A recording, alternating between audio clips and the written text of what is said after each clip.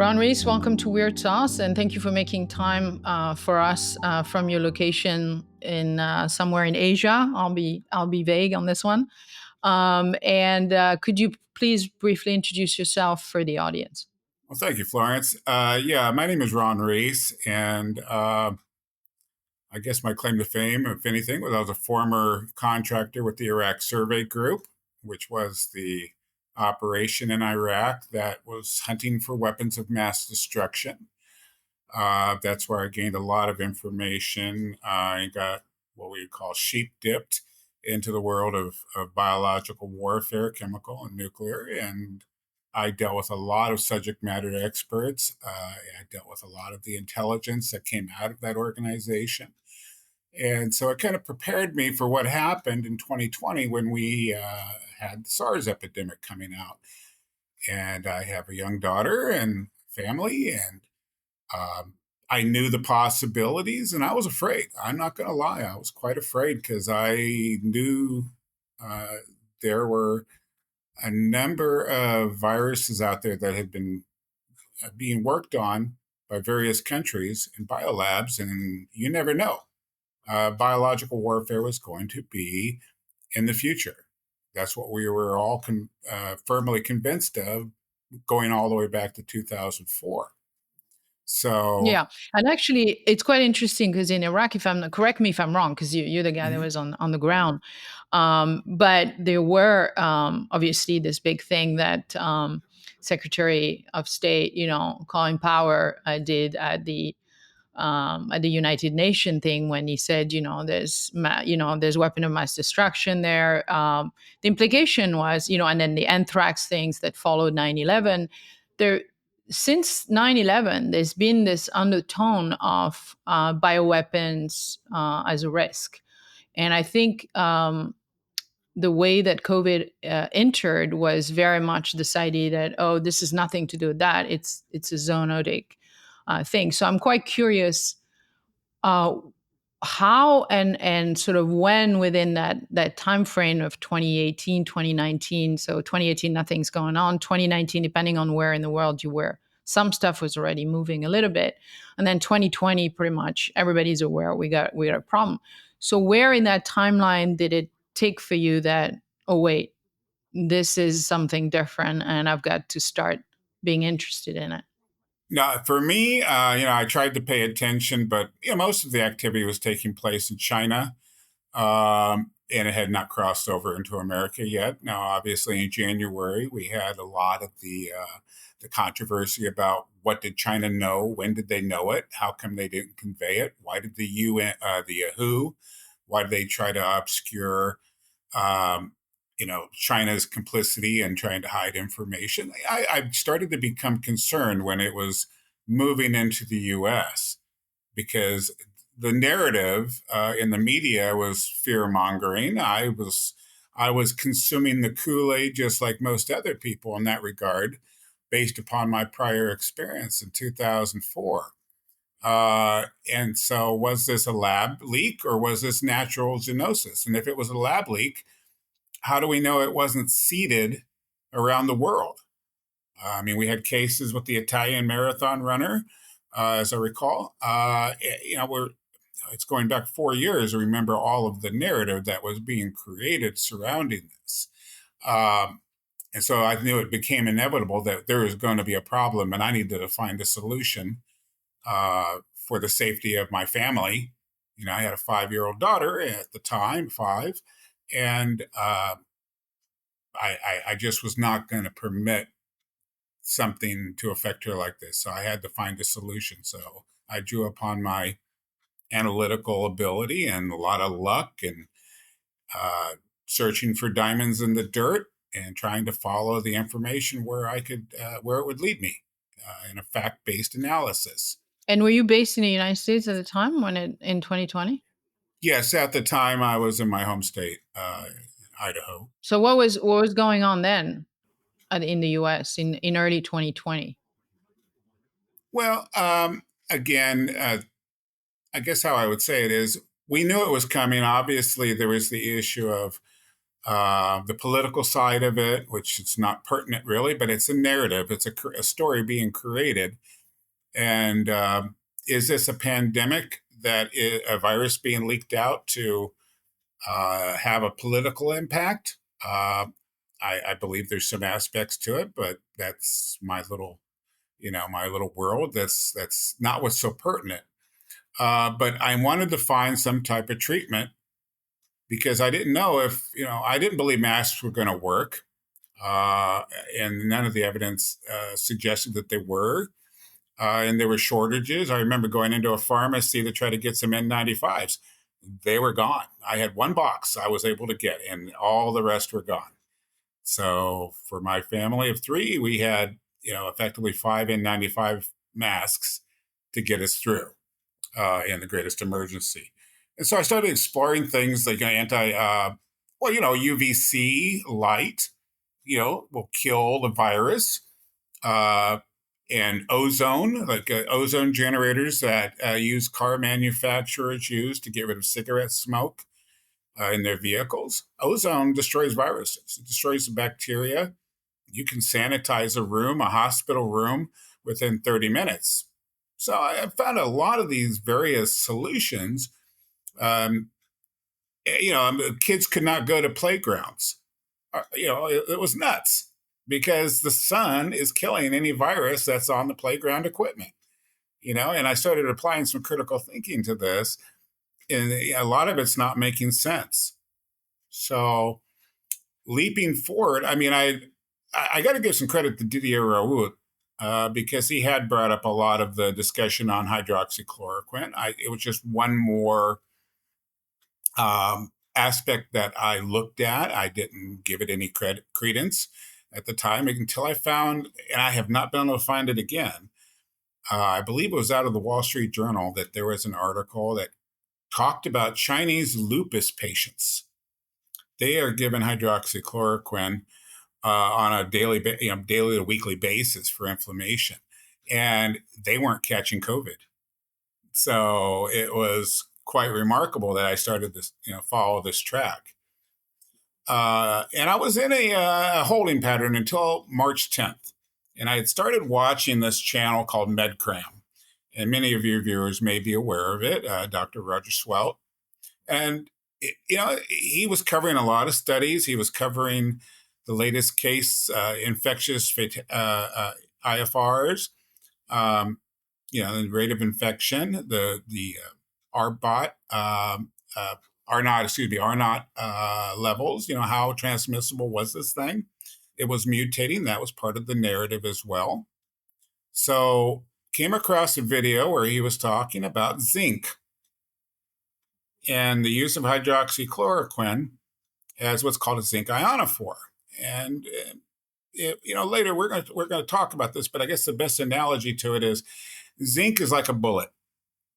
Okay, and it has to get into your cell because your cell has limitations on how much zinc it will allow inside.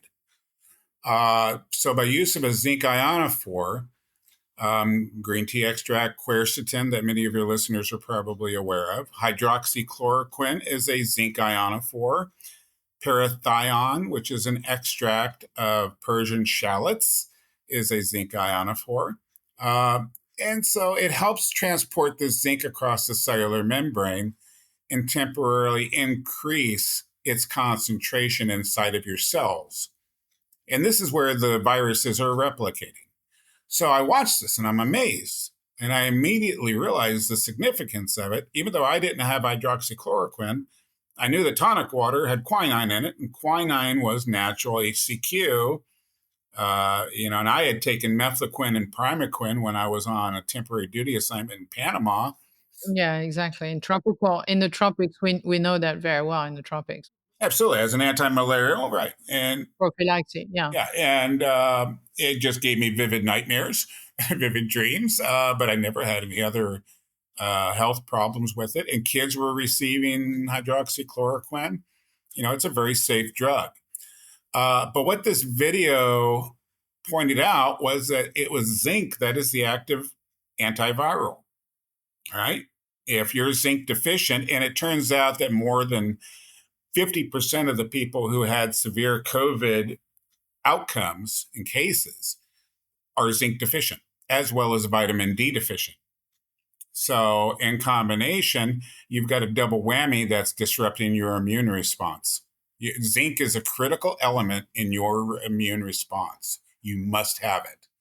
And if you have an excess concentration that temporarily disrupts the balance, it throws a monkey wrench into the best analogy I have to it is the 3D protein printer, okay, of the virus.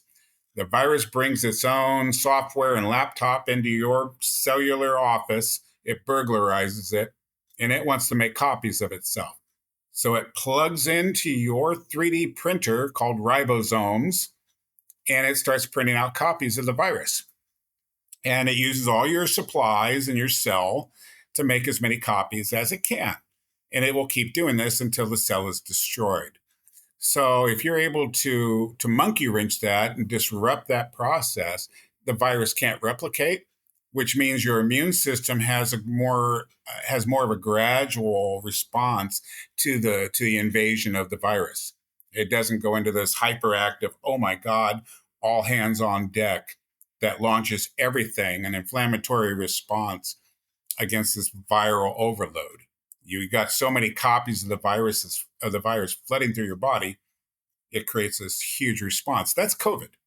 That's what kills people, is this inflammatory Yeah, the response. cytokine storm. Yeah. Cytokine, bradykine, I heard different, I don't know, cytokine or bradykine, Yeah. but it's a Yeah. hyperactive immune response. It's a Yeah. cascade like dominoes falling. And so you hear this video, and then what happens next? Well, I start stocking up on quinine and tonic water. And then Trump starts talking about hydroxychloroquine around the March 21st period. Yep. And this is interesting, okay? But he's only talking about hydroxychloroquine. He's not talking about the zinc. Nobody ever talked about the zinc, okay?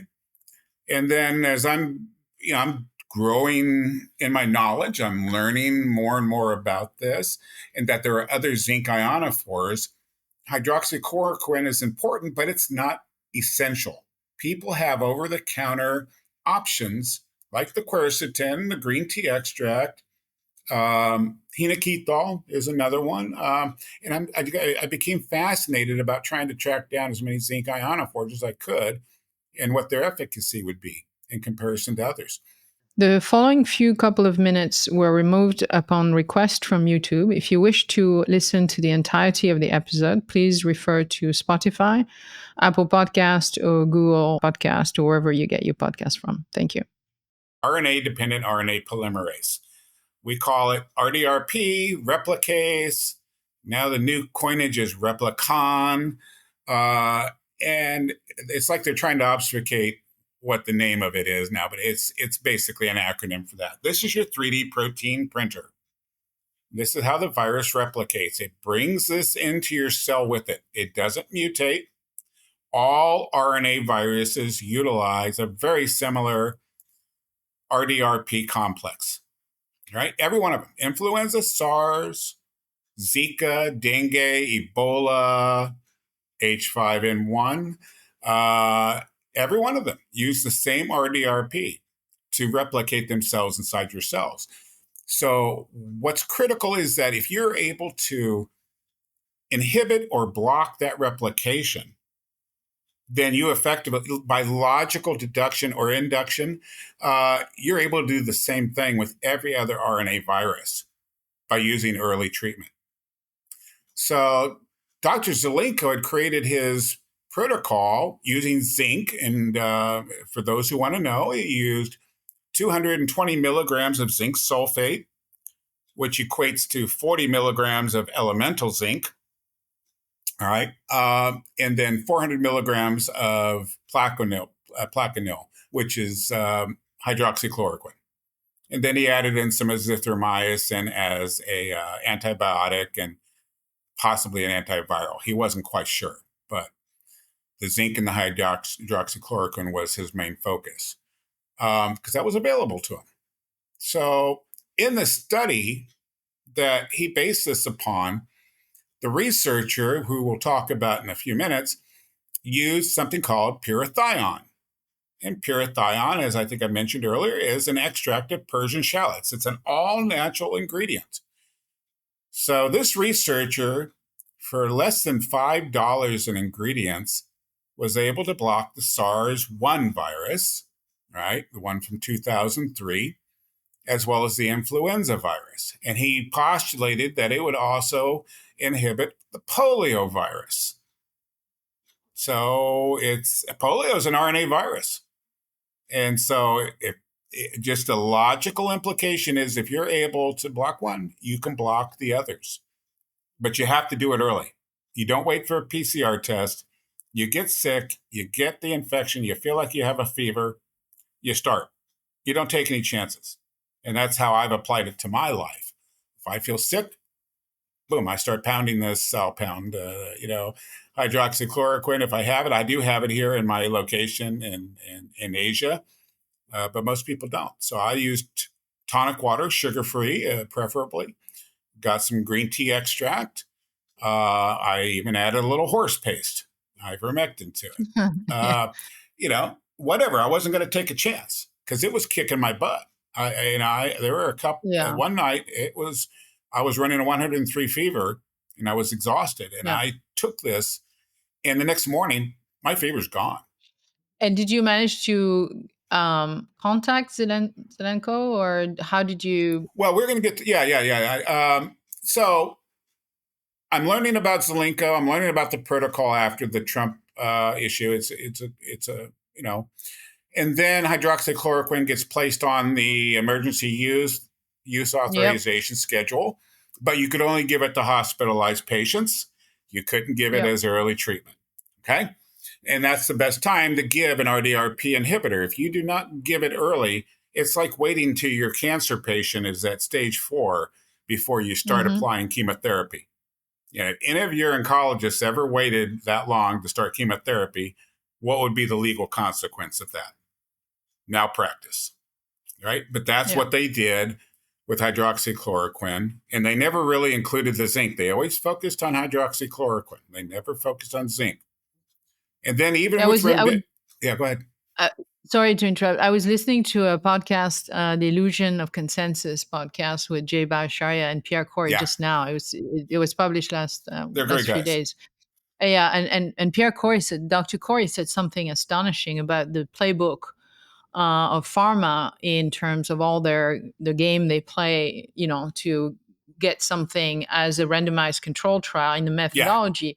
And I think for ivermectin, they even went as far as saying, so the underdose ivermectin for obese people, which we know it distributes in the lipid cells, in the fat cells. So they under powered the amount, the milligram per body fat content, and they also delayed the onset. And as he said, and also they gave it for like 3 days. And he said there's never a time where you give an antiviral for 3 days. And antivirals is like, a course you take it for 7 days or so. So I took it for 1 day.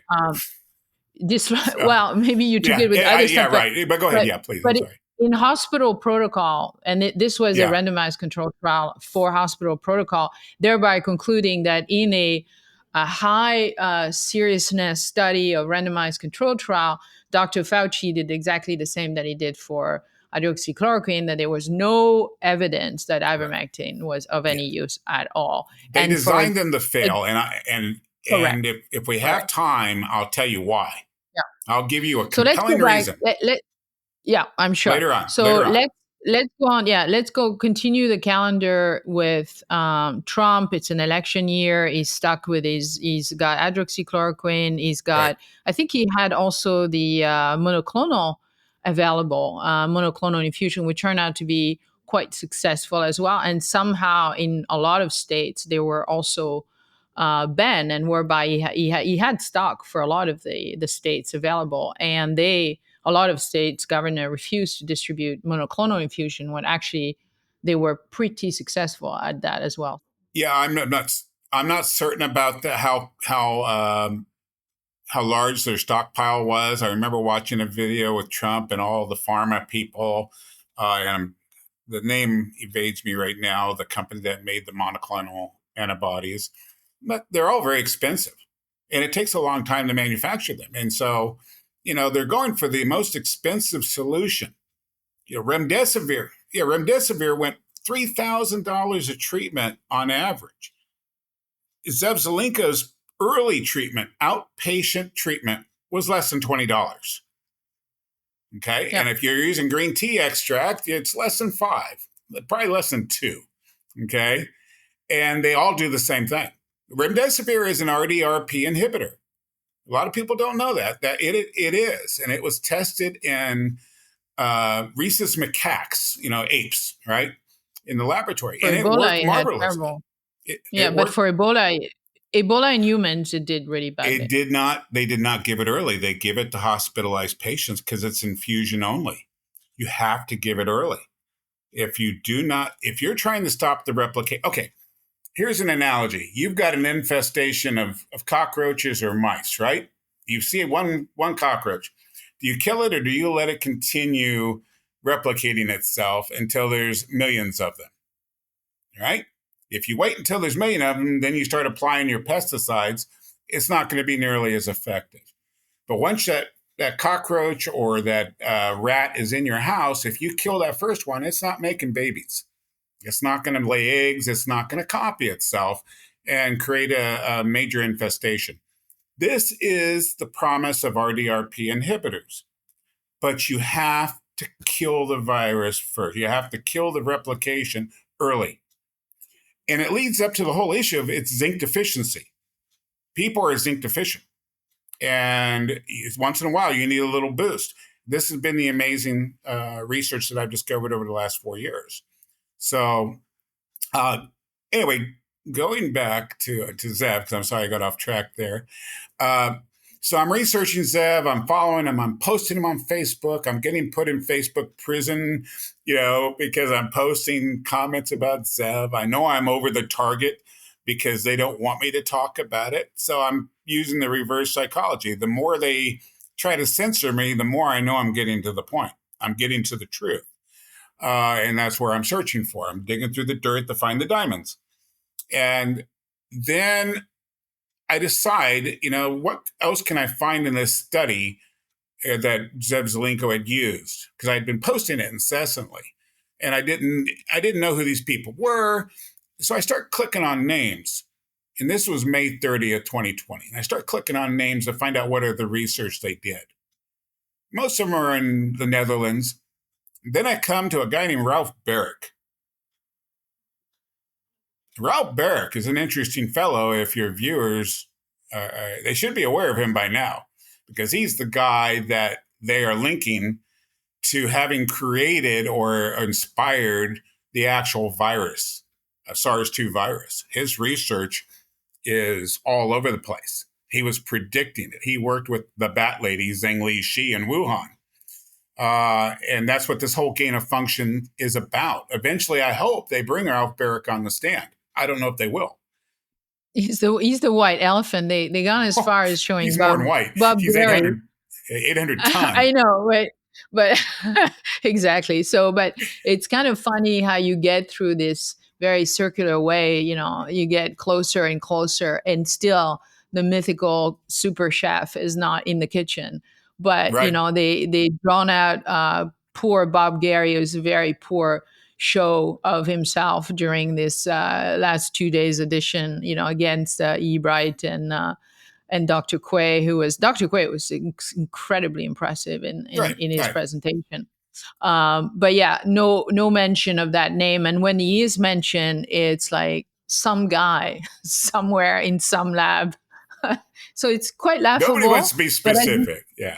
Exactly. But it's quite telling. I mean, by now, even people who are not familiar with any of the gain of function mega chefs, he's in the top hits again and again and again. So go ahead. Yep. Yeah, Tell us a little bit more. That's it. And I recognized this when I started, I see his name and I'm like, who's Ralph Barrick? Okay, what? Wow.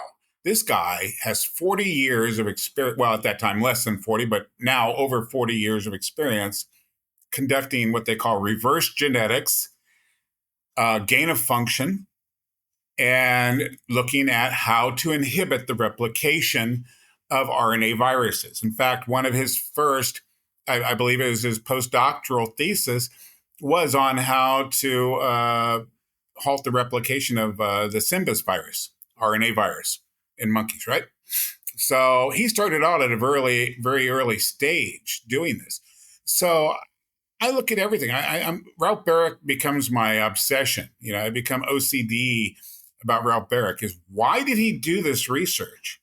Okay, on zinc. This is so far out of the league of everything else that he has done in his life.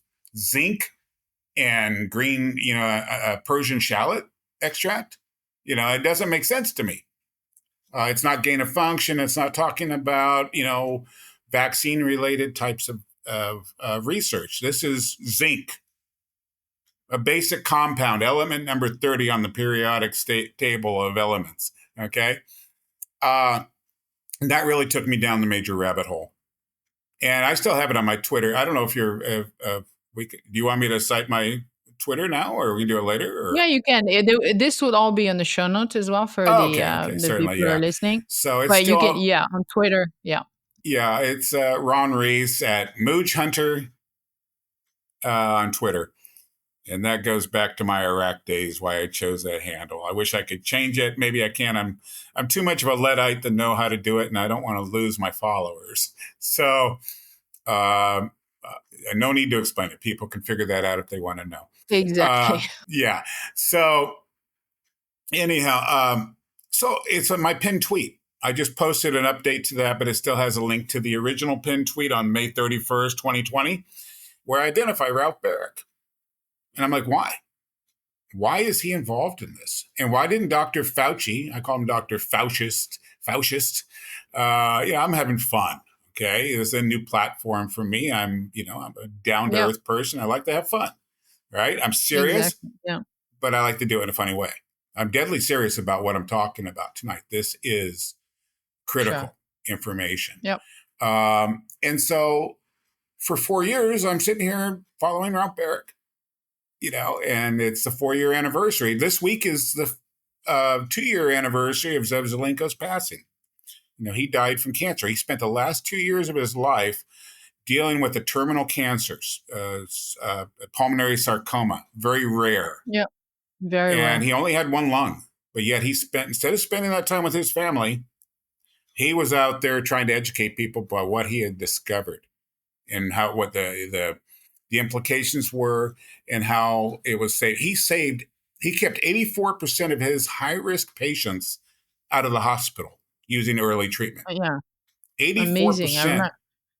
Yeah, 84. I remember Yeah, go ahead. seeing a video of him, and I don't know. I think it was he passed away in In June, 22, right? yeah, 22, June 30th, Yeah. 22. So sometime in 2021, I came aware of it via Twitter and YouTube. Oh, And he would post on in his car, or he'd post in his right, right, office, right, or he right, would, right, right. and then you could see the comment, the attacks, all this stuff. And I remember thinking, once he shared, what was going on with him. I remember thinking, well, I can't imagine what it's like to be a terminal cancer patient, but I can Yeah, imagine on the care side what is being put through, because that's something that I've seen with patients. Um, and I can imagine that as a doctor, if he is an ethical doctor, that what he's seeing and what he's understanding is so shocking to him that even in the end of life circumstance that he thinks this is an absolute sort of existential need to yep, communicate. So by right, that just made me extremely attentive to what he was saying, yep, because nobody would do this at the end of their lives. No grifter or whatever right, character, because that's just ridiculous on the face of it. So for me, this alarm that he had in this circumstance of his life meant that, oh, this must be incredibly serious. And when he passed, and they shared a lot of basically the people around him shared how much he'd helped his own patient. He'd helped a lot of people, including Trump, which at some point I think he either cared for directly or Yeah. indirectly Yeah. advised. He'd given advice when Trump was in Walter Reed in October of And so 2020. to me is one of these formidable faces of COVID, that you sort of, in my mind, you sort of have him, and then you have Fauci, and it's kind of this camp of, you know, nausea, where you just think that we can produce Zelenko, a system could produce a Dr. Zelenko, and at the same time produce Dr. Fauci. Yeah. And here we are. So Well, go ahead. Zelenko was the first physician to implement Barrick's research.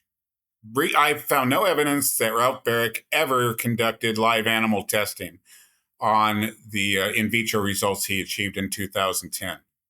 That would have been the first thing I would do as a researcher. Wow, look at this. Zinc blocks two major viruses, right? SARS-1 and influenza.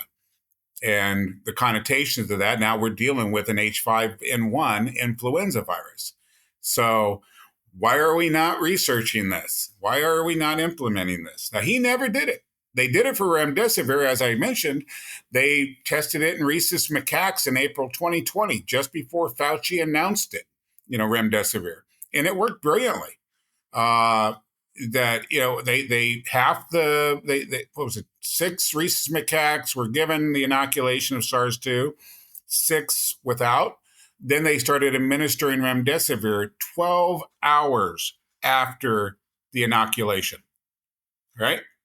And every one of those macaques that got remdesivir showed very few signs. One of them had minor dyspnea, which I believe is some coughing, a little bit of congestion, but the other ones, they all got it. Okay. They all developed the symptoms and became quite severe. But none of the 6 that were treated with remdesivir, again, an RDRP inhibitor, treated early within 12 hours after the infection, the inoculation of the animals, it worked marvelously well. But that's not how it was administered. You had to be hospitalized to get it. Right? That was under the EUA, the Emergency Use Authorization. It had to be given only to hospitalized patients, not as outpatient treatment. So it couldn't work. Again, it's like chemotherapy at stage 4. That's malpractice. And nobody is pushing that legal aspect of this. If they wanted to win cases about remdesivir, they need to talk about what it is. It's an RDRP inhibitor, and they don't want people to know about these because it undermines the entire justification for the pharmaceutical industry producing vaccines for RNA viruses, maybe even DNA viruses. Zinc deficiency is a major issue. But if you can temporarily monkey wrench its replication early on, your natural immunity is going to be able to wipe it up, and you're not going to have a major infection. That's my firm belief. I hope I never get to test it with H5N1, but I believe that it's going to be the same result. So anyhow, so the Zelenko story. Okay, so I know about Ralph Barrick. I know he's a major figure. I'm the only person who's discussed this at that time. I'm the first to ever publicly make light of Ralph Barrick's involvement in the Zelenko Protocol. Zelenko having he didn't know. Again, he did not know who Ralph Barrick was.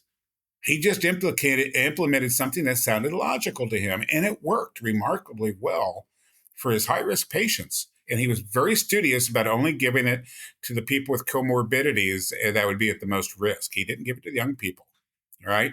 So it's even more important because he kept that many hospital beds free for other people who should have been treated with it, but were not. So they went in there to get ventilated, and anyway, all the different consequences, the stupidity that was involved. But I got I guess you would say, a mission to try to reach out to Zev. And I'm sitting he's out in New York, and then later in Florida, he's dealing with cancer. I'm on his Twitter thread. I'm trying to find anybody that can put me in contact and get me on the phone with him. Okay. And a year and a half later, one of my acquaintances says, he's Jewish. Yeah, my rabbi knows Zelenko's rabbi. We can put you two in touch if you want. And I'm like, yeah, get him in touch with me now. He needs to know this information. I want to know if he knows it already. And so it was, what was it, December 21st, I want to say, of 2021. We get on the phone and he calls me or messages me and we talk. And he did not know. He confirmed it. He did not know. He also confirmed for me that he had also watched that MedCram video that came out on March 10th. He watched it a few days after I had, but we were on the same track. We were following the same idea: zinc and an ionophore, quinine, hydroxychloroquine. I went into green tea extract. I didn't have access to this stuff. He did. Okay. So I implemented the same protocol and used it for myself and was remarkably successful at it. And I've done it 4 different times. I've done it with my daughter. I've done it with friends. Okay. I've advised them, this is what you do. Ramp up your zinc, ramp up all these different ingredients, and they're fine. They never get truly sick. It's gone within 24 hours. Mine, 4 times I've had an infection of something. I don't know. I never got PCR tested, but I suspected it was COVID, SARS-2. Within 24 hours, I'm fine. The longest one was, I think, the third event, which was 2 days. But the second day, I was just really tired and a low-grade fever. It was gone in 2 days. So clearly it worked for me. It's worked for my friends. It worked for 500 patients of Zelenko. There are countless other studies out there of people using hydroxychloroquine and probably already get enough zinc from the seafood diets that they take or red meat, which are your 2 best sources: red meat and zinc and shellfish, like oysters, filter feeders. Now, your red meat, like your hamburger, where do you think that comes from? That comes from your dairy cows that have no longer start producing milk. And what's being targeted right now with H5N1? Yep. Your dairy cows, right? Yep. So I don't know. I mean, maybe it's just a coincidence. Who am I? But let the listeners and make their own impression. I think they're going after the food supply. I don't think this is not a coincidence. They just have a different target, and eventually they have the ability to take it into mankind, and that's another story. Hopefully, we can talk to. Anyway, so I get on the phone with Zev, and I'm talking with him. He says, he had no clue. And again, he had watched that video. So I got confirmation that we had watched the same source of origin for our protocol approach. So that confirmed it. It really put us together in that way. I didn't talk to him. I exchanged some messages with him, but never had the chance to speak with him again. He was in his later days, and we did manage to have an interview. I have a friend of mine that has a podcast, and he was really interested in having Zev come onto his podcast. And it's a Near East Center for Strategic Engagement, and I'm also a director of technical analysis and special projects with them because of my efforts of trying to bring this information to light in the Zelenko connection. So Zev is controversial. He lays it on the line. He tells you what he thinks. He doesn't hold back. He really believed in humanity. He even had a Pakistani doctor reach out to him and say, "Thank you. You saved my life. You saved the life of my village because I was able to implement this protocol." They were very, very worried. So he was a very spiritual and human individual. He didn't care about the religious aspects. People are people. You're there to treat whoever they are. So we have this wonderful conversation. He acknowledges me publicly. I didn't ask for a lot. I'm the guy behind the scenes. I'm not used to being in the face, right? As I said, this is my second interview where I've really come out from behind the curtain.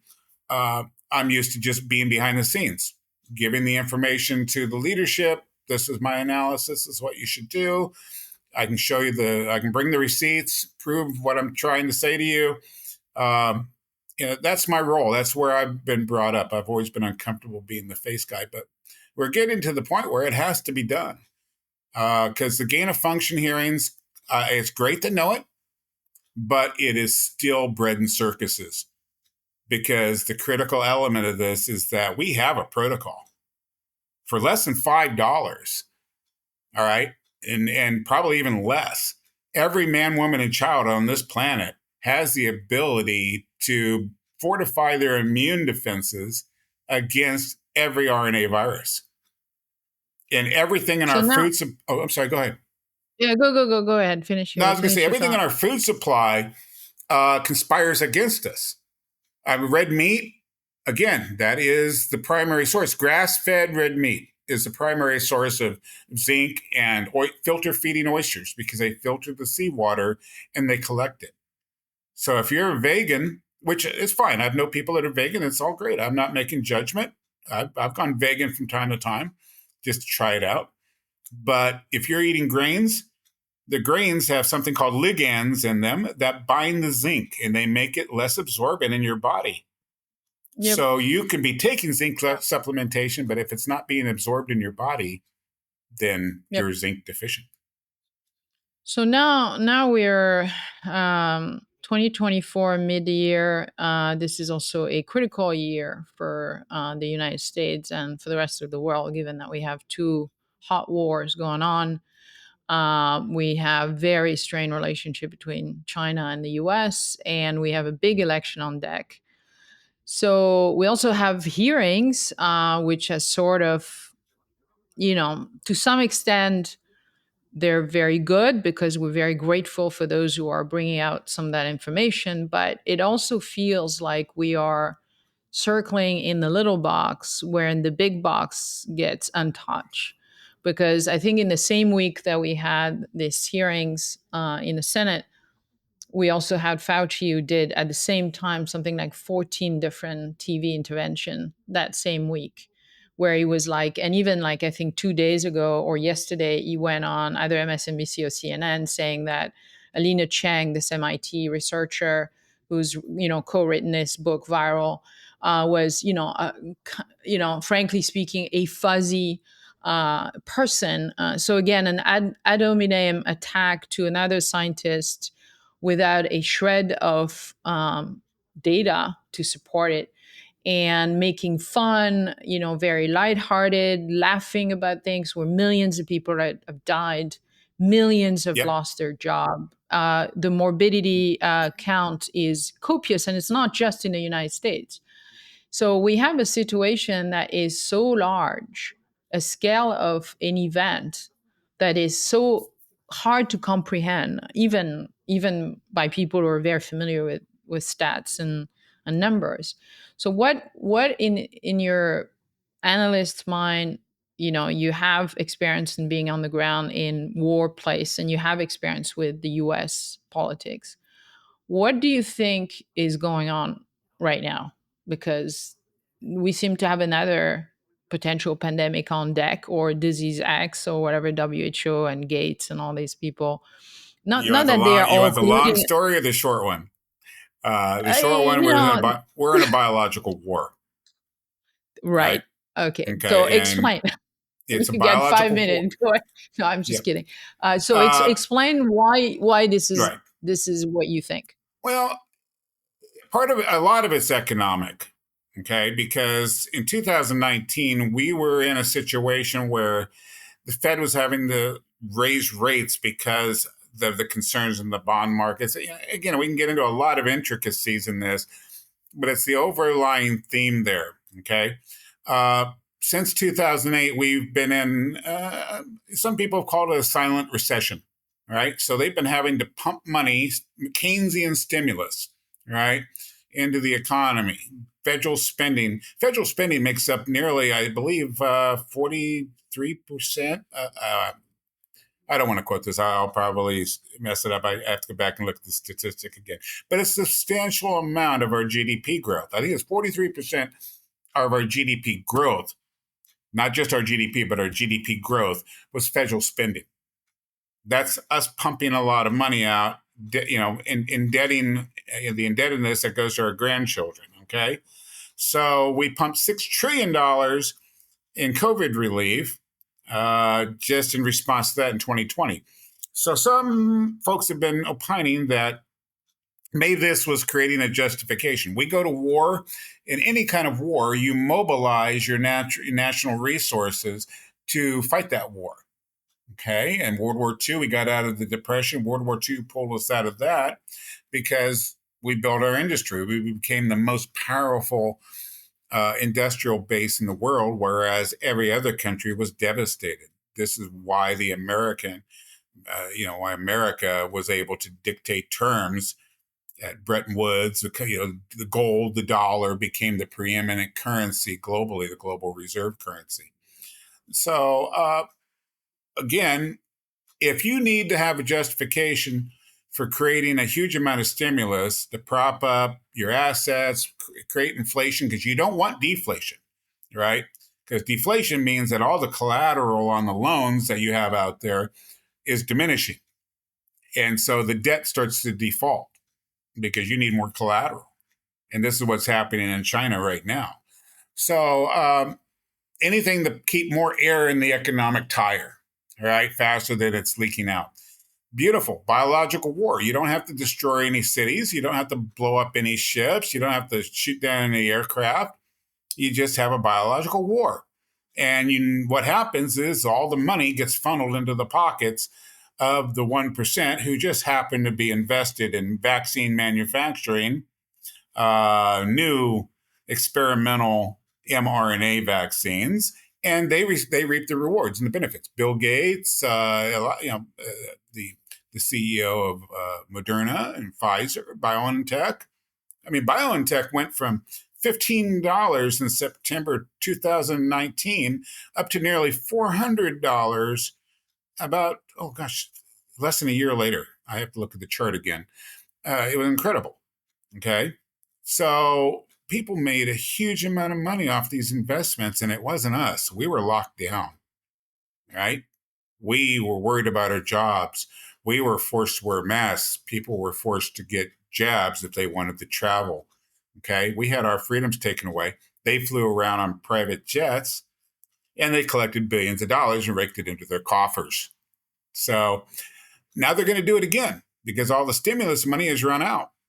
So they either have another pandemic like H5N1 and destroy the agricultural industry, and now you'll eat their fake meat because your dairy cattle have to be culled because they're a threat to humanity.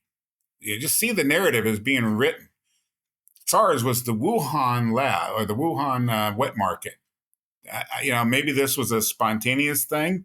I think they've planned this for a number of years, but they had to do something in 2019. I don't know. This is not just me that is thinking this. All right, but Do you connecting think? dots. Go ahead. Yeah. So I've spoken to a few people, both on this podcast and while traveling, and especially for Americans, because obviously they know their country. So, and a lot of them in the journalistic environment of the US think that the odds of the statement that Fauci had made, early on in the administration of Donald Trump, which is that we have this video, people can check it online, it's still around, where he says it's not an if but when this administration will be faced with a pandemic, Oh yeah. which is kind of on the face of it, it's a stunning thing to say. um, and a lot of them view the re-election, or at least the campaign, and the fact that the timing of the calendar of the election, and the fact that Donald Trump was clearly enemy number one from a whole gamut of people from left to right. So it's not even a specific ideology. It's the fact that he had to be outed. And they view this as highly difficult to swallow as a pure statistical chance Yeah. that the virus It's would come out. So the question that I have then is, what then is, if we go down this rabbit hole, then what is the role of China in this? Because if Dashak, and we know there's a whole infrastructure, again, a function that was there with China by NIID, Fauci, Collins, and for years, for years. So this is not just this administration. It was during the Clinton, the Obama, and so on. what then is the logical scenario in which the role of China there is either what, as a victim, or did they also have some sort of lab issue there as an escape, and therefore it leaked, and then it's Viper's nest. Everybody goes, it's not me, it's him. It's not him, it's him, and we get all sucked into that both Right. population. Or what? Right. What is your view of the role there of China? Still complex. I would like to, I have my own particular pet theory of this. I believe we have the 1% that have everything to gain from what has happened and having pandemics, as some people might call them. I hate to be conspiracy minded, but when I start looking at the data sets and all of the indicators, they all link to groups like the World Economic Forum. I'm sorry, it's true. CEO of Pfizer, CEO of Moderna, they're all members of the World Economic Forum. They work directly with who is implicated in it. Bill Gates is the biggest 800-pound gorilla in the World Economic Forum. He heavily finances the WHO, Gavi, the Welcome Project, all this stuff. One Health.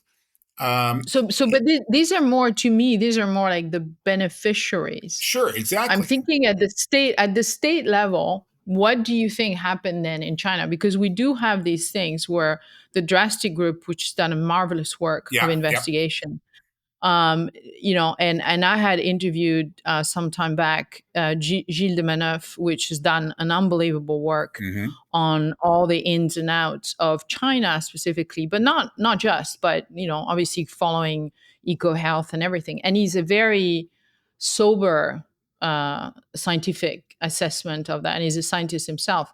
So his role was that we had enormous problem in safety, in biolab safety around the world, with Sure, many incidents sure. of of escape in both BSL2, BSL3, and BSL4. And China had a very poor track record in Right. this lab particularly. And we do know that the genomic data bank gets taken down, that genome sequences disappear. We know that they changed the entire air ventilation of the lab.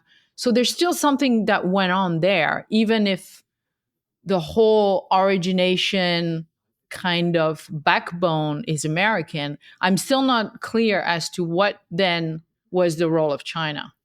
Well, what if nobody within the governments, respective governments of the US or China, the executive branch leadership, what if they didn't know? What if actual governmental facilities were being utilized for the purpose of private vaccine research, for the purpose supposedly of vaccines, but if somebody's trying to create a bioweapon, they're dual use. Any research on vaccines, gain of function, reverse editing, genetic editing of the virus, it all has a dual use. It just depends. Explain to the audience what dual use means, because I think a lot of Dual people are use not could be familiar. like nuclear power, right? With you can have the ability to make bombs or to make electricity, right? Mhm. And so you can use it for peaceful means or you can use it for highly destructive means. And this is the problem with you had the Biological Weapons Convention that came out in it's finally signed in 1975, is that it forbade every government from being involved in biological weapons research or, let alone using them. But it didn't stop the private industry from doing it. People like Gates and so many others that were involved in this could continue this type of research under the guise of vaccines. All right. So we're there for the benefit, the safety of all. But what they're doing is they're creating these highly pathogenic viruses, or at least learning how they work.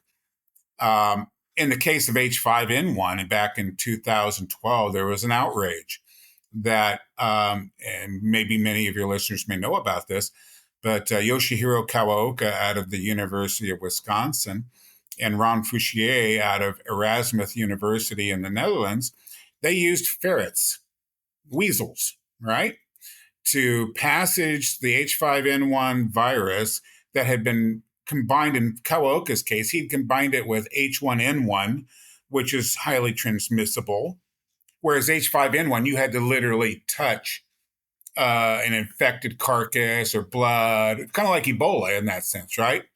The people who got infected prior to that had been exposed to physical fluids or whatever. But now, Kawaoka, by changing 4 amino acids, a very minor alteration, he was able to make that airborne transmissible in ferrets. Okay? So one ferret could give it through atmosphere. They were physically separated. All right? So they breathed the same atmosphere. Eventually, he was able to get it to where it would transmit through the air. Aerosolize is what they call it. Now, why that's important is why do they use ferrets in the first place? Because ferrets can catch influenza. Ferrets can give influenza to people. They can catch it from us. They can give it to us. And that immediately made me start thinking that ferrets may be a potential vector because of that. They call it homology, the close similarity to a reaction to an influenza virus. And so Kawaoka proved that he could do it. He could take some, like Ebola. Think of the equivalent. Ebola is like, hemorrhagic fever. Okay. And if you're able to make that airborne transmissible, oh my goodness, right? And this is what Kawaoka did with H5N1. At H5N1, before 1996 up until present day, there's been about 880 cases of it, all right, of the wild type virus. And they claim a 52% fatality rate. So you look at that, and this is kind of what prompted me to, I wrote a book. It's in the process of publication. It's a soft publication, a soft release called Protocol Z. And it talks about this. Okay. I saw dead people, literally. You walk down the street, 1 out of 2 people could potentially be dead around you in the first wave of this, if it historically tracks the way it has in previous years. Who knows if it's real? Was it some other virus they didn't test for? I don't know. But this is a narrative that they are crafting. This thing kills half the people, or at least 1 in 3 of the people who contract it. So it's something we should be concerned with. Oh, it's the next one that'll get our attention this time, according to Bill Gates, right?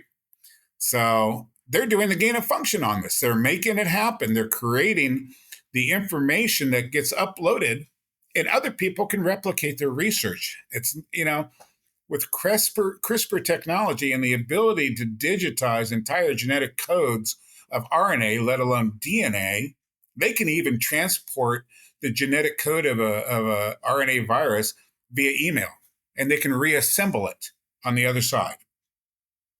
Okay. And this is how they've done this. So you don't have to transport the physical virus via, Yeah. secure airplane. They can now just Yeah. email it. They can email it, violate every geographical border. This was the research of Gan Gibson and Craig Venter, who is a Oh yeah. co-founder of the Human Genome Project. Big people, very wealthy people. And, Craig Venter is a WEF member, ironically, right? So there's a lot of money, and he's also big into gene therapy technology. So I don't know, how far do we want to, are we getting close to Yeah, how far do we want to go? I think I was gonna say for this round, we probably should do a round on which I think is woefully underknown by the general Yeah. public. At least I speak for Europe. I can't speak for the United States, but I can tell you certainly for France that when the subject of biowarfare is ever brought up, even like in Twitter space or some podcasts, I'm always stunned by how little is known. And to be fair, it's such a dark history that, Mm. and most of the publications are in English. It's very difficult to get the general public to understand that this is not a novel thing, that this is something that started, even before the Second World War, that really exploded during the Second World War, and has had a life of its own, in the general science, because as we know, NIID is essentially, if not if one of the biggest budget after the military budget in the Yeah, $6 U.S. billion. Uh, right, so that's a huge, and it's not a incidental accident that it is the infectious disease and virus sort of section of research of all the entity that public health has. But I think for today, I'm still left with um, if because you said I think we're in a biowarfare, which is my instinct from the beginning, but I'm still not clear as to who started it, and I'm still not clear whether it was started by accident. And then it's kind of a roller coaster of cause and effect, cause and effect. Everybody. I'm going to use this analogy that we talked about in private, which is what Brett Weinstein said: the difference between a complicated system and a complex system. And it feels like people who are linearly reductionists, expert, tend to deal of complex system as if they were complicated systems. So they will use the same tool for what created the problem to bring the solution about. And Mhm. therefore, you can see how something that started fairly small and bad can become huge and really, really bad. And I feel that to some extent, it might be that, because I'm still not clear that the likes of the Wuhan Institute of Virology, knowing somewhat China, because I've lived in Asia very long and I've worked with colleagues who are Chinese, I've been to China many times. It's hard for me to believe that a military oversighted institute of such essential research would not be somewhat centralized in its goal. So it's very hard for me to Yeah. believe that she was just doing whatever she was doing with, EcoHealth and Collins and Fauci and Barrick, whatever, all on our little budget and whatever Yeah. money they were giving her to outsource this. Well, And that somehow her superiors were not aware that, hey, we could do this on our own. Hey, we could do our own version of this. Hey, we could, eventually, I think it's Robert Kennedy Jr. who talked about some research on the genetic mhm. specialization of certain bioweapons, so they could direct viruses for Chinese or non-Chinese or Caucasian versus. Yeah. So essentially, I'm still not clear as to who started it. I'm clear that they had plenty of weaponry that were ready to go. That's clear. That's all the gain of function work. And it was probably just as well and alive in China as it is in probably Iran, Ukraine, and so on. Um, but then if it was started voluntarily, so that I don't have an answer with. If it was accident and everybody responds, and because everybody's trying to save face and cover their thing, then we're into this race to the bottom. Yeah. So what's your gut feeling about that? And then we will conclude this episode. And if you're keen, we can do an episode on sort of biowarfare in general, the history of biowarfare, if you're keen, and then we can sort of talk a little bit more about this the specialty part of your book, in which it's a Yeah. little more hopeful because you're really bringing a solution, perhaps, to all of these challenges that the various population of the world are going to be exposed to. Yeah. I'd like to be able to get to some point. I don't know if we'll do in this one, but I have a compelling reason why they stopped RDRP inhibitors, and it involves what they're going to roll out, the new mRNA vaccines. And I can give you compelling evidence. I can give you a logical follow through on it. And that may have been the reason why millions of people had to die needlessly, because they were trying to protect the secret. And the same secret means if it could affect this new vaccine, the self amplifying mRNA vaccines, that it applied to every RNA virus. There's no reason to have a vaccine industry for RNA viruses, certainly not influenza or the more endemic ones. You don't need them, okay? Because you have what Ralph Baric worked on in 2010 on his own. I don't know. I mean, people know about this, but nobody else wants to talk about it. And Ralph Barrick's still working on it. He calls them broad spectrum small molecules. Broad spectrum small molecules. Look that up. A site called Ready, READDI. That's his nonprofit. And he's still early treatment. If you can treat the sick quickly, you don't need to inoculate with experimental mRNA jabs all of the healthy people in the world. But that's where the money is. You got to follow the money, right? A cheap early intervention is not, and certainly one you can't patent. If it's, green tea extract and zinc, you can't patent natural ingredients, but you can patent remdesivir and you can patent all these jabs, okay? it's rent seeking as far as I'm concerned. That's why, yeah, it's interesting what the origins are, but I know the solution. Barrick was working on a diffuse mechanism, a disarm mechanism for the biological weapons he was working on, right? And for the gene therapies. That's the only thing I can come up with why he was working on zinc and parathion, green tea extract. It's natural ingredients. He's probably growing half a garden of, you know, Persian shallots right now. I bet you. It's a new weed. It's a new It's a weed, but marijuana. people eat it. Yeah. I mean, in Persia, it's a very common. Yeah. So I've never had it. Um, I'm drinking green tea extract right now. I have my own little formulation, so I drink it every day, and I take my zinc, 50 milligrams zinc sulfate every day. That's equivalent to 10 milligrams of elemental zinc, and we have to think elemental zinc, not zinc citrate, zinc, whatever acetate, whatever you're taking. Find out what the elemental zinc is, because that's what you get from your food. If you're eating meat Yeah. or oysters or shellfish, you're getting elemental zinc into your body. Any other form is diluted. You need to make the adjustment. That's one of the issues I So finally, yeah. tell us, when is your book coming out? Well, Sammy McKenzie is doing the co-writing on it, and this has been it's I'm glad it's done, but I'm not happy with it because there's so much more information that could go into it. But you've got to put it into it, even though this is a dynamic event. Yeah. So the critical thing is to get the information about Zelenko, the Zelenko Protocol, and Ralph Barrick's involvement. And we cover this extensively. And I bring the receipts on. I love that term, bring the receipts. I show all the Yes. studies. I tie it to other studies with green tea extract, quercetin, and these are things that every one of us can do. That's critically important to me. If I'm doing it, I want to be able that all of your listeners are able to follow this and to not get caught up on hydroxychloroquine. All right, get caught up on zinc. And when you read my book, if people are able to do this, they want to do this, you'll find out a lot about zinc that I had never known. It blew my So mind. tell us the name again. We'll put the Protocol link in the Z, show notes.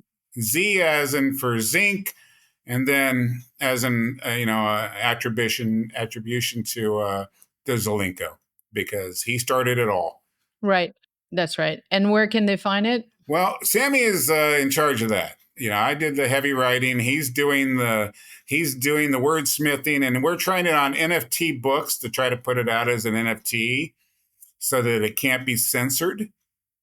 Yep. So he wants to go with the crypto side of it, and depending upon the popularity of it, we will hopefully. I mean, somebody will give us an advance and really polish it up in a professional way. But it's a way of getting the information out there, and it.